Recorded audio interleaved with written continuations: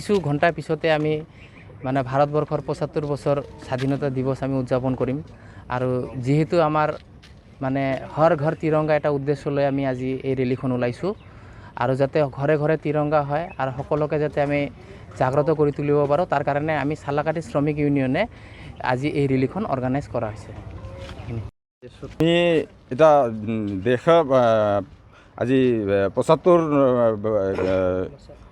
বছৰীয়া যি অমৃত মহোৎসৱ স্বাধীনতাৰ যি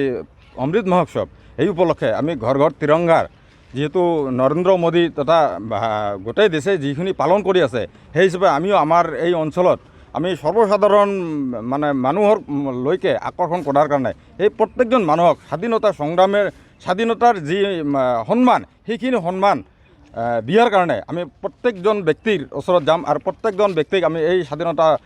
পালন কৰাৰ কাৰণে আমি আহ্বান জনাম এই মানে অমৃত মহোৎসৱৰ জৰিয়তে। আৰু আজি আমাৰ এটা হৈছে চালাকাটি শ্ৰমিক ইউনিয়ন তৰফৰ পৰা আমি এই অঞ্চলৰ সাধাৰণ মানুহ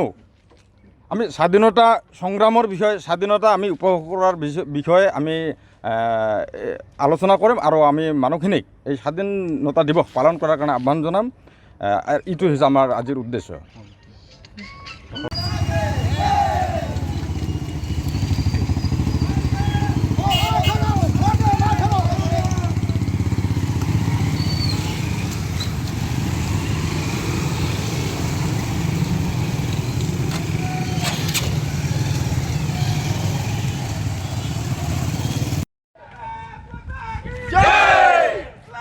जिंदाबाद